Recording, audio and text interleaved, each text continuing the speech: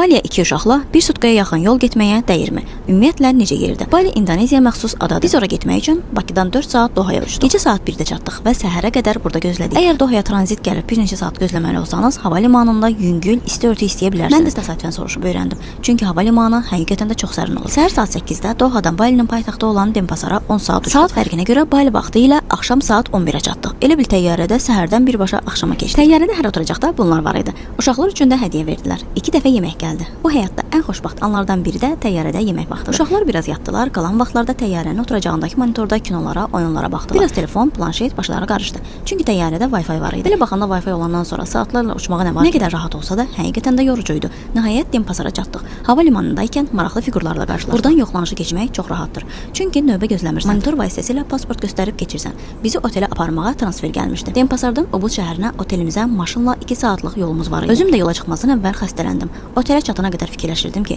deyəsən səhv elədik. 2 uşaqla nə məcbur idi bu qədər yol gəlmək. Nəhayət otelə çatdıq. Qeydiyyat hissəsini görəndə dedim deyəsən yaxşı otel deyil. Fikirləşdim doğrudan da səhv eləmişik dünyanın bu başına gəlməyi. Amma əsas sürpriz qarşıdaymış. Sən demə otel o qədər böyük idi ki, bizi qeydiyyat hissəsindən otağa bu nəqliyyat vasitəsindən apardılar. Ətrafı yaşıllıqlar, füsunkar təbiəti.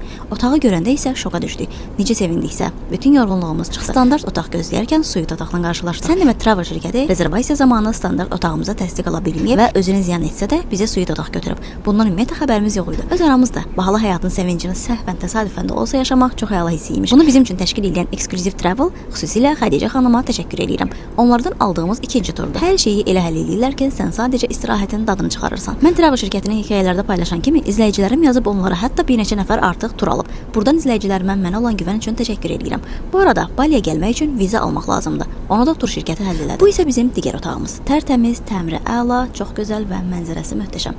Otelin ətrafında düyü plantasiyaları var. İşçilər isə o qədər mehriban və gülər üzlülər ki, uzun yoldan sonra nəhayət istirahətin başladığını hiss eləyirsən. Səhəri bu gözəl mənzərəyə açdım. Ubudun təbiəti o qədər gözəldir ki, əsas məsələ otel o qədər sakitçilikdir ki, sadəcə təbiətin səsi. Allahım, bu necə gözəllik. Elə bir atmosferə malikdir ki, burada insan özünü təbiətə daha yaxın, sakit və enerjili hiss eləyir. Sözün əsl mənasında insanın ruhu dincəlir. Mən xəstə olduğum üçün ilk 2-3 gün sağalmağa çalışırdım. Onların təcil yardım kimi istifadə etdikləri bu dərmanlardan aldım. Maye halında olur və gündə 3 dənə içmək olur. Bir də camı dedikləri bu içki var. Yaşıl və sarı rəngini gördüm. Sarı kök, limon, zəncəfil və s. var içində. Mən effektini gördüm. Gələk səhər yeməyinə. Deyirdilər Balidə ac qalacaqsınız. Biz oteli ancaq səhər yeməyindən almışdıq. Çünki Ubudda hər yer restoranda və qiymətləri çox münasibdir. Səhər yeməyində o qədər çeşidlər var idi ki, hələ bu qədər dadlı şirniyyatlar yeməmişdim. Ubudda qaldığımız 5 gün həyatımın ən əsrarəngiz, ən gözəl günlər ola bilər. Sizə nələr maraqlıdırsa, yazın rəylərdə davamını paylaşım növbəti videoda. Bu arada bəyənib rəy yazın ki, növbəti videonu maraqla gözlədiyinizi görüb hazırlamağa həvəsim olsun.